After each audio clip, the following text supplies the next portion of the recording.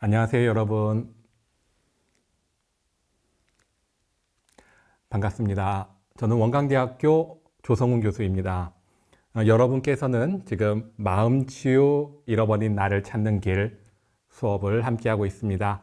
이 수업에는 단국대학교, 대전대학교, 상명대학교, 서강대학교, 원광대학교 이렇게 5대학교의 학생들이 참여하고 있습니다. 온라인으로 함께 이 수업을 듣고 있는 친구들에게 인사를 나누면서 시작하도록 하겠습니다. 친구들에게 반가운 마음을 담아서 안녕하세요, 반갑습니다. 안녕하세요, 반갑습니다. 이 시간이 여러분의 마음을 치유하고 나의 길, 나의 삶에 대해 진솔하게 생각해보는 시간이 되길 바라며 명상과 마음 공부에 대한 이야기를 이어나가겠습니다. 지난 시간의 주제는 바로 누구에게나 사이렌이 있다 였습니다. 4가지 키워드를 함께 공부했죠. 강과 약의 싸움, 오디세우스와 사이렌, 그리고 사이렌을 찾아보는 것, 그리고 경계, 피할 것인가 마주할 것인가 이런 주제였습니다. 어느 드라마에 두 친구가 문자 메시지를 주고받았는데요. 직장에 출근하는 주인공이 이렇게 문자를 보냈습니다. 산사는 평화로운가? 난 천근만근인 몸을 질질 끌고 가기 싫은 회사로 간다. 그때 스님이 된 친구가 답합니다. 네 몸은 기껏해야 120근, 천근 만근인 것은 너의 마음. 여기서 주인공은, 직장에 가는 주인공은 천근 만근인 몸을 무겁다고 했는데요. 그러자 스님이었던 친구가 이렇게 말합니다. 천근 만근인 것은 너의 몸이 아니라 너의 마음이라고요. 바로 이 마음에 대해서 공부하고 마음을 잘 사용하는 것에 대해서 이야기하는 시간이 이 수업입니다. 그리고 이 수업과 관련해서 그림을 하나 보여드렸죠. 유명한 작품인데요. 그리스 신화의 오디세우스와 사이렌이라는 작품이었습니다. 여기서 나오는 사이렌은 모 커피 회사의 로고이기도 합니다. 그리고 사이렌은 우리의 마음을 흔들어 놓는 대상을 대표하여 말합니다. 이를 마음 공부에서는 경계라고 부릅니다. 경계, 사이렌, 경계 이렇게 부르는 거죠. 우리는 수많은 사이렌에 둘러싸여 살아갑니다. 그렇다면 우리는 어떤 사이렌을 가지고 있는지 한번 생각해 볼까요? 학생들에게 물어보니 유튜브를 계속 보려는 마음도 있다고 하고요. 내일 해도 되겠지 않은 마음, 게으름, 과제, 발표, 자격증 공부, 인간관계, 동아리, 술 등 많은 사이렌을 이야기했습니다. 이런 사이렌을 만났을 때 사이렌을 피할 것인가 마주할 것인가. 그래서 마음 공부에는 2가지 방법이 있습니다. 피경과 대경입니다. 경계를 피하는 피경, 경계와 대면하는 대경입니다. 둘 다 중요한 마음 공부의 방법입니다. 오디세우스와 사이렌의 이야기를 잘 보면 여기에서 피경을 잘 하려면 백사공들처럼 나만의 귀마개가 있어야 됩니다. 귀마개를 통해서 노랫소리로 들려오는 사이렌을 극복했죠. 또한 대경을 잘 하려면 오디세우스처럼 나만의 돛대가 있어야 합니다.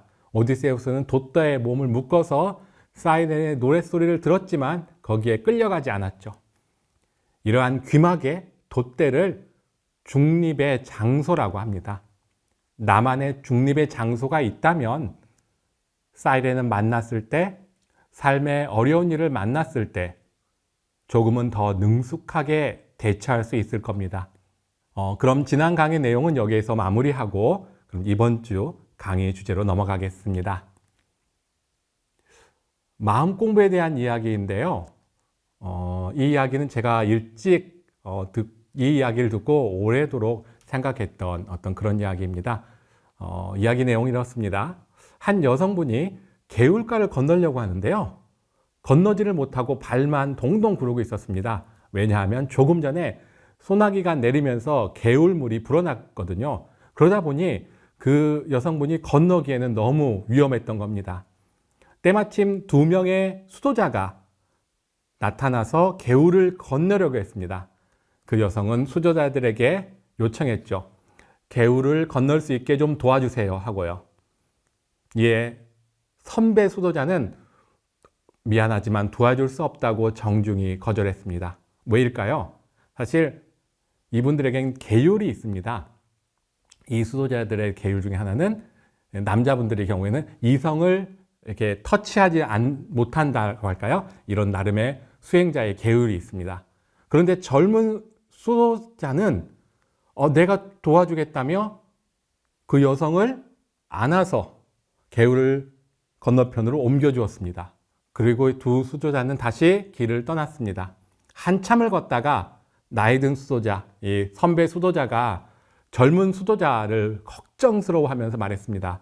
자네 어떻게 계율을 어기고 여성을 안을 수 있는가? 계율을 어겼다는 겁니다. 그러자 젊은 수도승이 말했습니다. 저는 개울가에서 내려주고 왔는데 선배님은 아직도 그 여성을 안고 있습니까? 선배님은 아직도 그 여성을 안고 있습니까? 그 선배 수도자의 마음이 아직도 그 여성에게 달라붙어 있는 겁니다. 이처럼 우리 마음은 어딘가에 달라붙길 좋아합니다. 이것은 굉장히 중요한 마음의 성질입니다. 이것을 잘 활용하는 것이 중요합니다. 우리 일상에서 이 성질을 활용한 것이 뭐가 있을까요? 한번 생각해 보죠. 이렇게 달라붙는 성질을 활용한 것에 뭐가 있을까요? 스티커도 달라붙는 성질을 이용했죠. 테이프도 스카치 테이프라고 하나요? 그런 것들도 달라붙는 성질을 이용합니다. 대표적인 것이 바로 본드와 포스트잇이라고 생각이 됩니다. 여러분들 강의를 지금 하면서 한 번씩 포스트잇에 무언가를 적는 활동을 많이 했죠. 저는 이렇게 포스트잇을 자주 사용하고 있는데요. 포스트잇의 특징은 뭔가요? 제가 이것을 포스트잇이라고 하면은 여기에 붙였다가 뗄 수 있고요. 여기에 붙였다가 뗄 수 있고요. 어디에나 붙였다가 원하면 다시 뗄 수가 있습니다. 이처럼 달라붙는 성질을 아주 잘 이용하는 거죠. 포스트잇은요. 그리고 본드는 어떤가요? 본드는 한번 붙이면, 제가 만약 본드라고 해서 딱 붙이잖아요. 그러면 절대로 떨어지지 않습니다. 지금은 떨어졌죠? 본드는 떨어지지 않죠. 그래서 우리 마음은 때로는 본드와 같이 사용할 수도 있고 때로는 포스트잇과 같이 사용할 수가 있습니다. 그런데 여러분, 본드와 포스트잇 이 둘 중에 무엇을 가장 많이 사용하시나요? 아무리 생각해봐도 제가 볼 때는 포스트잇을 사용하는 경우가 많은 것 같습니다. 저 본드는 정말 1년에 몇 번 쓸까 말까 이런 것 같아요. 근데 포스트잇은 정말 옆에 두고 자주 사용하는 것 같습니다. 그래서 마음의 입장에서도 본드처럼 쓸 수도 있고 포스트잇처럼 쓸 수 있다고 말씀드렸는데 가장 기본이 되는 것은 마음을 포스트잇처럼 쓰는 것입니다. 바로 그것을 도와주는 것이 명상의 중요한 기법이자 역할입니다. 여러분, 한 아이가 무언가를 가지고 놀고 있다고 한번 생각해 보죠. 아이가 무언가를 가지고 놀고 있습니다. 그런데 그게 위험한 물건으로 보입니다. 그러면 어떻게 하면 좋을까요? 아이가 위험한 물건을 가지고 지금 놀고 있잖아요. 그러면은 걱정이 되죠? 어떻게 하면 좋을까? 간단한 방법은 아이는 지금 장난감이라고 해서 그 물건을 가지고 놀고 있을 텐데요. 그것을 빼앗으면 되겠죠. 없애버리면 되겠죠. 그런데 아이에게 만약 장난감을 뺏으려고 한다면, 그 물건을 뺏으려고 한다면 아이는 아마도 안 뺏기려고 할 것 같습니다. 자, 이런 딜레마에 빠졌습니다. 어떻게 하면 좋을까요? 이때 쉽게 하는 방법을 제가 배웠는데요. 2개의 다른 것을 보여주면서 하나를 고르게 하는 겁니다. 이런 겁니다. 자, 여기에 제가 이렇게 2개를 놓고요. 자, 이것과 이것 중에 하나를 고르세요 하는 거예요. 아이에게 여기하고 이 장난감 두 개가 있는데 너 어느 거 가지고 놀을래? 하고 물어보면 아이가 둘 중에 하나를 선택합니다. 그리고 그것을 가져갑니다. 제가 이렇게 왼쪽 오른쪽으로 해서 두 개를 보여주면은 무엇을 선택할 것인가? 여기서 중요한 게 하나가 있습니다. 코끼리는 코가 한 개죠. 그래서 노래도 있죠. 코끼리 아저씨는 코가 손이래. 과자를 주면은 코로 받지요. 그럽니다. 코끼리는 코가 하나입니다. 여러분, 마음은 손이 몇 개일까요? 마음은 손이 하나입니다. 마음은 손이 하나입니다. 이것이 굉장히 중요한 특징입니다. 이것을 잘 활용하는 것이 명상의 기법에 있고요. 이게 지금 마음이 손이 하나라는 이것이 마음의 기본적인 메커니즘입니다. 그래서 하나만 붙잡을 수 있습니다. 그래서 욕심이나 어딘가로 흘러가는 마음이 있으면은 그것을 멈추는 쉬운 방법이 바로 무엇이냐? 마음을 중립의 장소에 가져다가 붙이는 겁니다. 마음은 달라붙기를 좋아하잖아요. 근데 물론 모든 것에 잘 달라붙지는 않습니다. 보통은 내가 평소에 좋아하는 것에 달라붙죠. 그런데 이렇게 달라붙었는데 내가 필요하면 떼어야 되잖아요. 어떻게 떼느냐? 마음은 손이 하나잖아. 이렇게 잡고 있는데 마음을 중립의 장소로 이렇게 달라붙게 붙잡도록 하는 겁니다. 중립의 장소에 이렇게 마음을 달라붙게 붙잡게 하는 것은 집착이나 중독과는 다릅니다. 이 점이 굉장한 큰 차이를 내는데요. 집착과 중독의 특징은 뭐냐? 마음이 달라붙었는데요. 잘 떨어지지 않습니다. 이게 처음에는 붙이고 싶어서 이렇게 딱 붙였어요. 그런데 떼어내려고 하는데 안 떼어집니다. 계속 달라붙어 있습니다. 이제 나는 이거를 떼어내고 싶은데도 계속 달라붙어 있습니다. 이것이 집착이고 이것이 중독입니다. 때에 따라서는 떼어낼 수도 있어요, 임시적으로. 그런데 다시 달라붙습니다. 집착과 중독은 이렇게 무섭습니다. 또 강하게 떼어내려다 보면은 어떻게 되나요?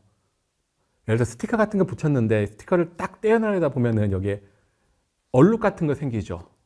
깨끗하게 안 떨어지는 경우도 있죠. 포스트잇은 깨끗하게 떨어지지만 대부분의 스티커는 깨끗하게 떨어지지 않습니다. 마찬가지로 강하게 떼어내려다가 마음에 상처가 생길 수도 있습니다.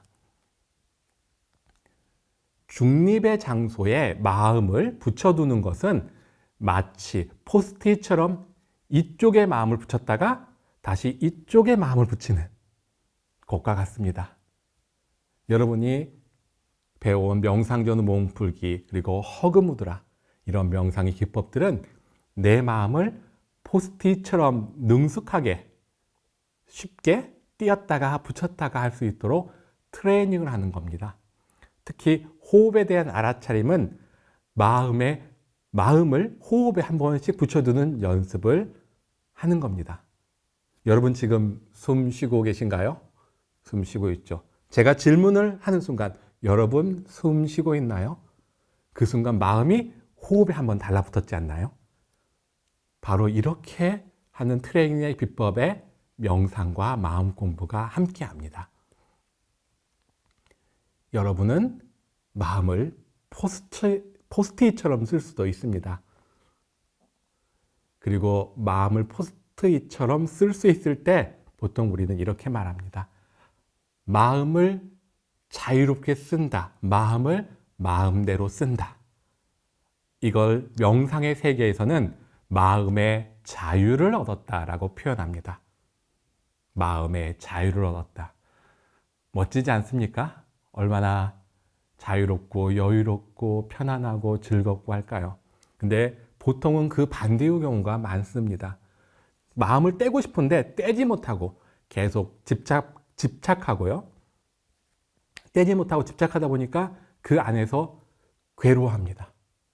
이게 심한 표현일 수도 있겠지만 마치 사이렌의 노예처럼 살아가는 겁니다. 그래서 사이렌의 노예로 살아가는가, 마음을 자유롭게 사용하는가의 이 차이가 마치 하늘과 땅의 차이를 만들어냅니다. 마음치유, 잃어버린 나를 찾는 길, 이 수업은 사이렌의 노예로 살아가고 있다면 사이렌의 노예로 살고 있는지를 모르고 있던 나에서, 즉 잃어버린 나에서 그 나를 찾아가고 마음의 자유로 나아가는 것입니다. 이제 점점 마음 공부와 명상이 재밌어지지 않나요? 마음 공부, 명상. 아마 이 수업을 시작할 때쯤에는 뭔가 새로운 거를 배운다는 기대도 물론 있었겠지만 약간 긴가민가라고 할까요? 뭔가 불확실한 이런 것들도 있었을 것 같은데 아마 중반에서 후반으로 이 강의가 넘어오면서 여러분들이 점점 명상과 마음 공부에 더 재미있어하고 더 즐거워하리라고 생각합니다. 자, 보통 그런데 마음 공부 명상하면 고요하게 앉아있는 좌선을 많이 떠올리겠죠. 우리도 그렇게 좌선, 앉아서 하는 명상을 계속해서 해오고 있습니다. 그리고 평온한 모습으로 보여지는데요. 사실 이렇게 평온한 고요에 앉아있음, 이 내면에서는 치열한 마음의 작용, 움직임에 대해서 알아가고 이를 그 상황에 맞게 잘 처리해 나갈 수 있도록 연습하는 치밀한 어떤 과정이 있습니다. 그래서 여러분들이 명상할 때 언뜻 떠오르는 게 뭐가 있었나요? 전에 처음 말씀드렸던 게 있었는데요. 세상에서 가장 아름다운 춤은 이게 뭐죠? 세상에서 가장 아름다운 춤은 멈춤입니다. 그 중에 치열한 작용을 멈추는 것, 즉 사이렌에게 끌려가는 마음을 일단 멈추는 작용이 굉장히 중요합니다. 움직이는 마음을 멈추려면 마음이 움직이고 있음을 사실 보아야 합니다. 내가 마음이 끌려가는데 끌려가는 줄을 모르면 헤어날 수가 없죠. 내가 노예로, 내 마음이 사이렌의 노예로 살아가는데 사이렌의 노예로 살아간다는 것을 모르고 있으면 노예에서 벗어날 수 없겠죠. 먼저 그 점을 인식하는 겁니다. 마음이 움직였구나, 움직이고 있구나. 여기에서부터 마음 공부가 하나하나 시작되고 명상은 이런 마음 공부를 하는데 서포터가 됩니다. 여러분들과 함께 강의 중에 또 실습했던 것 중에 하나가 있는데 벨소리 명상이 있는데요. 제가 이 순간 한번 벨소리 명상을 다시 해보도록 하겠습니다. 이 옆에 벨이 준비되어 있는데요. 자, 제가 벨을 들었습니다. 벨이 울리면 손을 들고 있고 벨 소리가 끝나면 손을 내리면 됩니다. 자, 아시죠?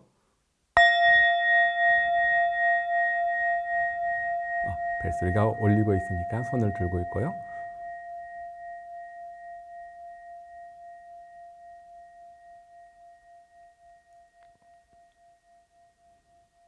벨 소리가 끝나면 손을 내립니다.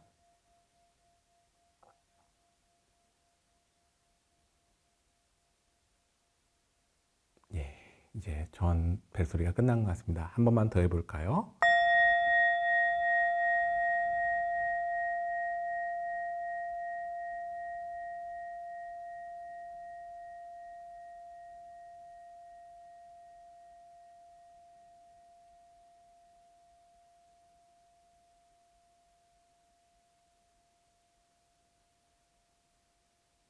예, 좋습니다.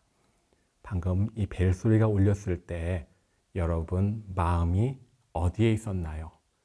이게 핵심입니다. 벨소리에 마음을 두었죠, 우리가.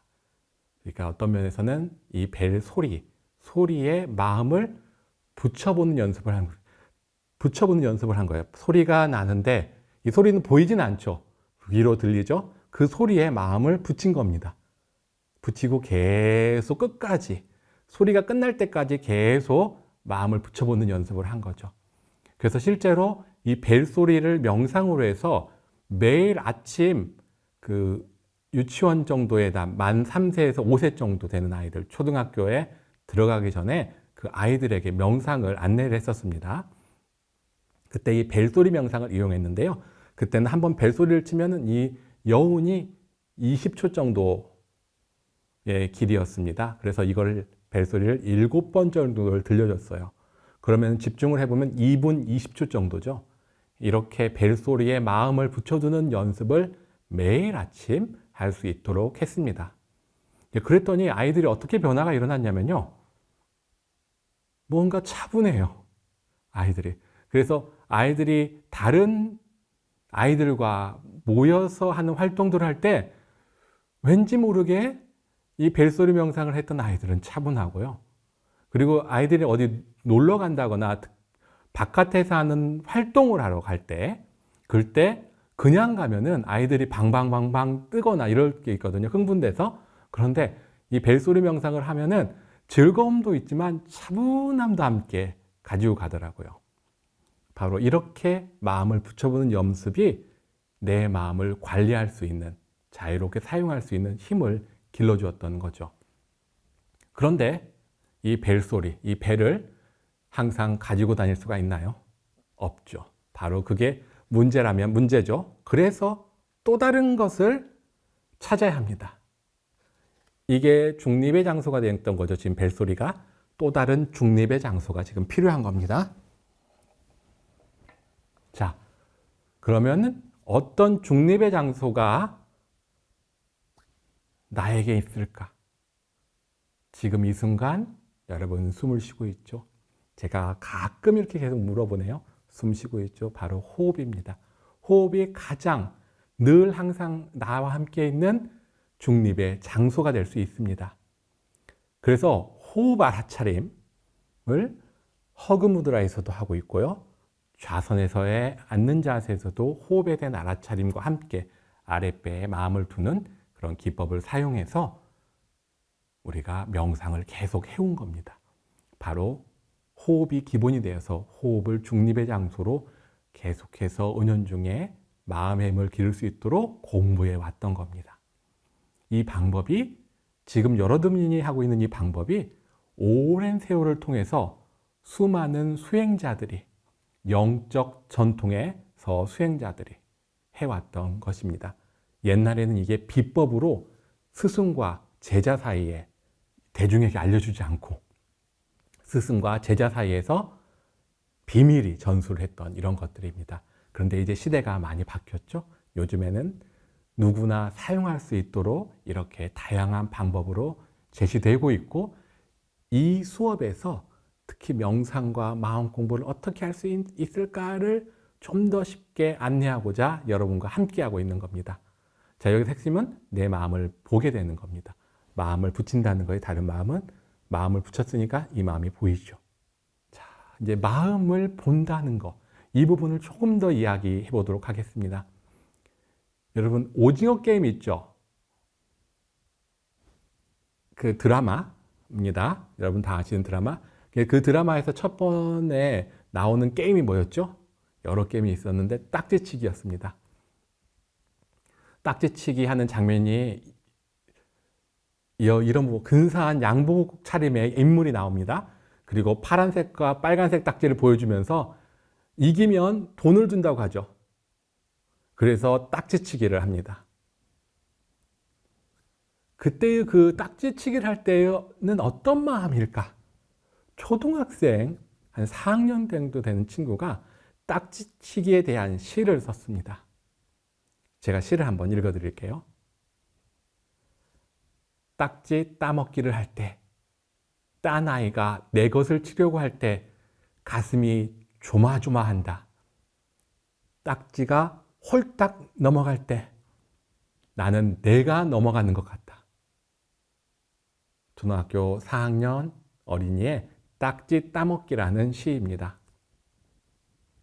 초등학생이 딱지치기를 하는데 그 조마조마한 마음, 그리고 내 딱지가 이렇게 넘어갈까? 근데 그 딱지가 넘어가는 것이 마치 내 몸이 내가 넘어가는 것 같다. 이렇게 표현을 합니다. 이렇게 우리의 마음은 살아 움직이고 있고 초등학생 그 친구는 딱지치기를 할 때 내 마음이 어떻게 움직이는지 조마조마함을 느끼고 이렇게 시로 적었습니다. 우리의 마음은 다양하게 일어납니다. 움직입니다. 근데 요즘에 우리들이 많이 쓰는 말들이 있죠. 헐, 대박, 뭐 짜증난다 이런 표현들. 뭐 이외에도 표현이 많을 텐데요. 작가 중에 이제 한 분이 있는데요. 김영하라는 분입니다. 소설가 김영하라는 분인데 이분이 학생들에게 강의를 할 때 이렇게 이야기를 합니다. 짜증난다라는 단어를 쓰지 말아라. 왜냐? 다른 단어들이 많이 있는데 모든 불편한, 안 좋은, 기분 나쁜 것을 다 짜증난다 한 단어로 쓰는 순간 수많은 감정들의 다양한 모습들이 있는데 그것을 뭉뚱그려서 하나로만 표현하다 보니까 그 다양성을 잃게 된다는 겁니다. 제가 보통 명상을 안내하면서 있는 그대로 제대로 바라보라고 있는 그대로의 호흡의 모습을 바라봅니다. 이런 방식으로 안내를 하죠. 마음에서 있는 그대로의 마음의 작용이 일어나는데 그것을 짜증난다 하나로 치환해버리는 거예요. 그냥 짜증난다? 짜증나. 사실은 마음의 모습이 다양했는데 그냥 짜증나 하나로 치환해버리면은 마음에 대한 알아차림이 있는 그대로 되는 게 아니라 사실 그 순간 내가 빠르게 판단하면서 이걸로 그냥 정의를 내려버린 거죠. 짜증난다 하나로요. 그렇게 하면서 사실 마음에 있는 그대로 모습을 제대로 보지 못하게 됩니다. 제가 명상을 안내하면서 있는 그대로의 호흡을 바라봅니다. 있는 그대로의 모습을 바라봅니다. 이렇게 자주 언급을 드리는 이유가 여기에 짜증난다처럼 딱 선입견을 가지고 딱 결정을 한 어떤 생각을 하는 게 아니라 그냥 일어나는 그대로 그 모습을 보는 연습을 했던 겁니다. 여러분, 마음이 움직인다. 이것이 대표적으로 무엇이냐면요. 바로 감정입니다. 감정은 영어로 이모션이죠. 이모션. 이는 아웃의 뜻입니다. 밖. 모션은 움직임입니다. 그래서 보통 마음은 안 보이죠. 굳이 말하면 안에 있었는데 안에 있었던 것이 툭 밖으로 튀어나와서 움직이는 거. 이 모션. 감정입니다. 안에서 밖으로 나타나는, 드러나는 마음. 그것을 섬세하게 바라보는 거. 있는 그대로 바라보는 거. 그게 명상과 마음 공부에서 중요하게 생각되는 것입니다. 사실 짜증난다 같은 단어의 경우도요. 화가 난다, 불편하다, 아니면 지루하다, 성가시다, 속상하다, 난감하네, 아이고 답답해, 귀찮아, 이렇게 다양한 표현이 가능하죠. 물론 기분이 좋다 할 때도 또 마찬가지입니다. 헐, 대박, 이렇게만 말하는 게 아니라 굉장하다, 어우 대단하네, 어마어마해, 진짜 놀라워, 환상적이다, 엄청나다, 와 진짜 최고야, 기분 좋다, 즐겁다, 상쾌하다. 어떻습니까? 정말 다양하죠. 이렇게 다양한 감정들이, 마음의 움직임들이 우리 삶을 풍부하게 해주고 있습니다. 그리고 사실 부정적인 것도 긍정적인 마음의 움직임도 모두 우리 삶의 일부입니다. 다 필요합니다. 그리고 한 가지 더 말씀드리자면은 대체로 부정적인 것이 더 큰 자극을 받습니다. 보통 위험을 감지하면 그 위험을 피하려고 하잖아요. 그게 가장 중요한 것이기 때문입니다. 위험한 것을 감지하면 피하는 메커니즘, 그것이 우리 내면에 잘 발달되어 있는 것 중에 하나인데요. 마음 공부를 이야기하면 경계를 피하는 피경의 기술이 발달되어 있는 겁니다. 이는 진화론적인 측면에서 설명이 주로 되는데요. 바로 부정성 편향이라고 이야기됩니다. 지금 여러분 눈앞에 만일 호랑이가 나타났습니다. 엄청나게 큰 호랑이인데요. 여러분, 이 호랑이한테 안 잡히려면 어떻게 해야 할까요? 간단하죠. 도망가야죠. 도망쳐야죠. 그러면은 도망쳐야 제가 안전한 거잖아요. 호랑이한테서 도망치는 게 안전한데 도망치는데 유리하려면 무엇이 발달되면 좋을까요? 바로 그겁니다. 호랑이가 실제 크기보다 더 크게 보이는 겁니다. 호랑이가 지금 100m 앞에 있는데 마치 더 크게 보여서 10m 앞에 있는 것처럼 보인다고 생각해 보세요. 호랑이가 10m 앞에 있습니다. 그러면 정말 빨리 도망가겠죠. 그러면은 사실은 호랑이가 100m 앞에 있었기 때문에 저는 호랑이한테 잡히지 않을 겁니다. 근데 호랑이가 실제 크기만큼 그대로 보이면 어떤가요? 호랑이한테 잡혀 먹일 확률이 높습니다. 그래서 부정적인 현상에 대해서 그것을 더 증폭하여 느끼고 반응하는 게 우리 진화적인 메커니즘으로 내장되어 있다고 합니다. 이것이 장점도 되는데 이것이 좀 단점이라고 할까요? 불편하게 만드는 거 하나는 이제 트라우마 같은 거 있죠. 트라우마를 겪게 한다거나 이런 부분에 있어서는 아주 좀 불편하거나 힘든 부분 될 수 있지만 결국 이런 감정의 다양한 움직임들은 우리의 삶을 다이나믹하게 살아가게 해주는 원천이기도 합니다. 제가 이런 마음에 대해서 지금도 어찌 보면은 다양하게 설명을 했는데요. 그렇게 설명을 하고 나서 어느 날은 제가 시 한 편을 만나게 되었습니다. 그 시가 이겁니다. 자세히 보아야 예쁘다.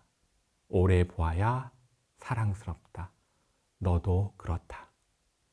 자세히 보아야 예쁘다. 오래 보아야 사랑스럽다.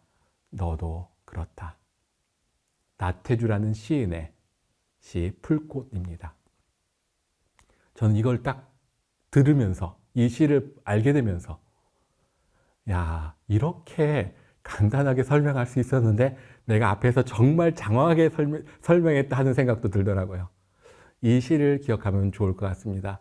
내 마음을 풀꽃 대신에 내 마음이라고, 내 마음의 움직임이라고 생각해 보십시오.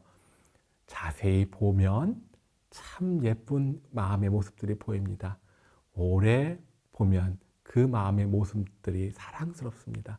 우리 마음의 모습이 그렇습니다.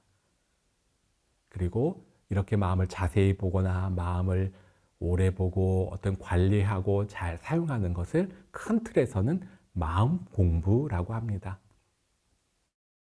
그래서 마음 공부에서는 일어나는 마음이 무언가를 만나서 일어나는 그 마음에서부터 출발해서 더 나아가서는 마음을 어떻게 잘 사용하기까지 연결되어서 마음 공부를 하게 됩니다. 자, 먼저 마음을 잘 볼 수 있어야 그 다음 단계로 연결이 되겠죠. 그래서 마음을 잘 볼 수 있다는 것이 무엇인지에 대해서도 같이 말씀을 드려보겠습니다. 마음을 잘 볼 때 어떻게 하면 잘 볼 수 있는가? 여러분, 걷기 명상 제가 말씀드릴 때 왼발, 오른발 있는 그대로 걷기를 보려고 할 때 한 번에 다 보려고 하면 잘 안 보인다고 했죠. 왼쪽 발이 어떻게 움직이는 것만 한번 집중해서 보고 오른발이 또 어떻게 움직이는 것만 집중해서 보고 이렇게 부분을 나누어서 보면은 좀 더 쉽게 내 걷기의 움직임을 알아볼 수 있습니다. 마찬가지로 마음의 움직임을 좀 나누어서 보면 도움이 됩니다. 가장 기본이 되는 것이 바로 긍정적인 감정과 부정적인 감정입니다. 그것을 사이렌과의 관계 속에서 얘기를 하면은 사이렌을 만났을 때, 경계를 만났을 때 어떤 경계를 만나면 기분이 좋습니다. 근데 어떤 경계를 만나면 기분이 나쁩니다. 바로 이겁니다. 그래서 내 기분을 좋게 하는, 유쾌하게 하는 경계를 순경, 순한 경계, 그리고 불쾌하게 하는 경계를 거스를 역자를 써서 역경 이렇게 됩니다. 순경과 역경, 그래서 순역, 경계 이렇게 표현합니다. 사이렌은 큰 틀에서 순경과 역경 이렇게 나누는 거죠. 좋고 황홀하고 즐겁고 달콤한 것들은 순경이 되겠죠. 내 마음의 움직임을 분노로, 짜증으로, 역겨움으로, 두려움으로 나타나게 하는 것들은 역경이 되겠죠. 근데 이렇게 생각할 수도 있습니다. 여기서 제가 순경, 역경을 설명드리니까 유쾌하게 하는 것, 즐겁게 하는 것이 왜 경계가 되지? 왜 사이렌이 되는가? 이렇게 생각할 수 있는데요. 여러분, 대부분의 중독이 있죠. 중독은 그 대상을 만나면 유쾌하고 즐겁다 보니 계속해서 하다가 중독이 되는 게 많습니다. 그래서 유쾌하고 즐거운 것이 항상 좋은 건 아니라는 점이죠. 그래서 이 역시도 경계입니다. 그리고 아이들의 경우를 보면요. 기분 좋잖아요. 기분이 좋으면 기뻐서 흥분하는 경우가 많습니다. 근데 흥분을 하는 그 자체가 나쁜 건 아닌데 흥분을 하다 보면 실수를 하기도 하고요. 뭐 넘어져서 다친다든지 사고가 일어나기도 합니다.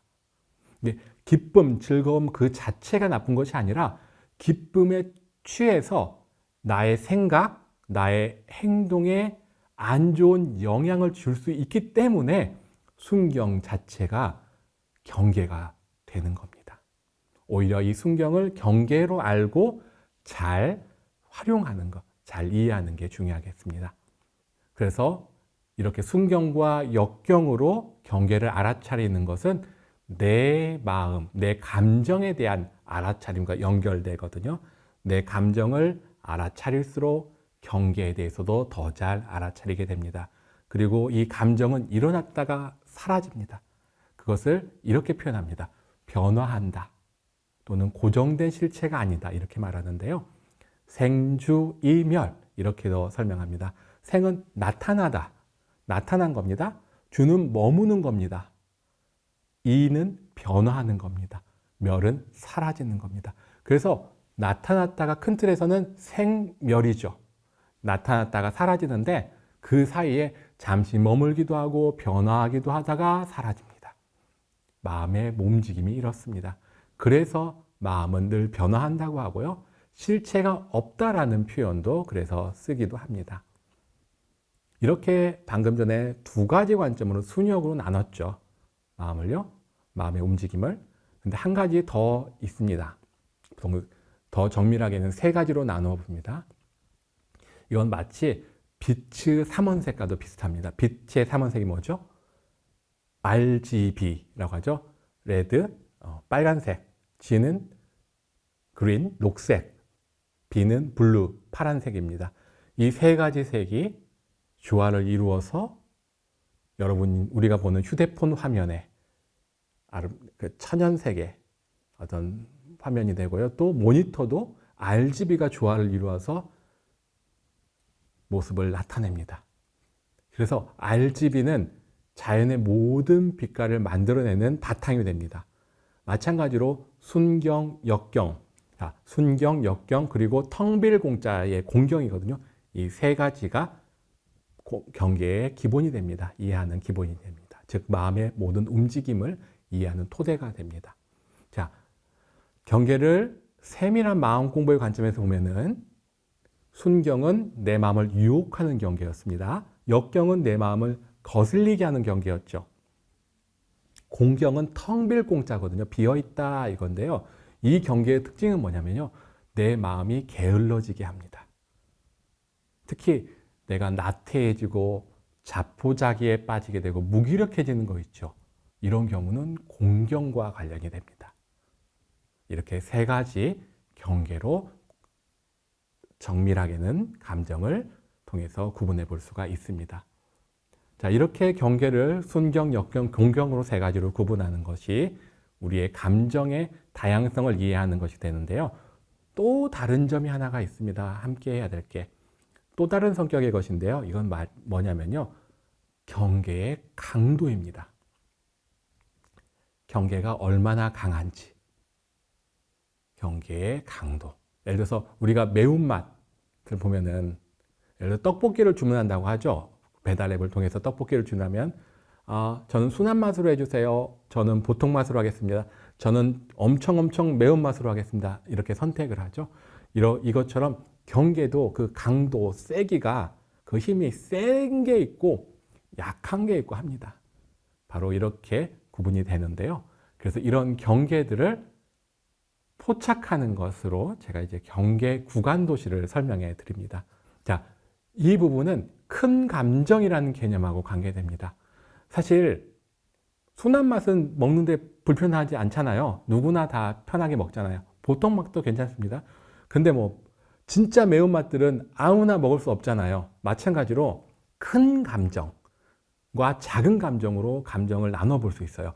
큰 감정인 경우가 바로 감정에 압도되는 경우입니다. 이게 마음의 움직임이 굉장히 강렬한 것이 큰 감정이 되겠죠. 그래서 그 관점, 제가 순경, 역경, 공경 설명드렸죠? 그 다음에 또 뭐가 있었죠? 경계의 강도가 있었죠. 그러면 그리스 신화에서 사이렌은 어떤 경계에 해당되나요? 우선 달콤한 노래로 매혹했죠. 그러니까 순경이 되겠죠. 다루기 쉽나요? 쌓아볼 만한가요? 아니면 감당하기 어렵나요? 감당하기 어려운 아주 매운맛이죠. 사이렌은.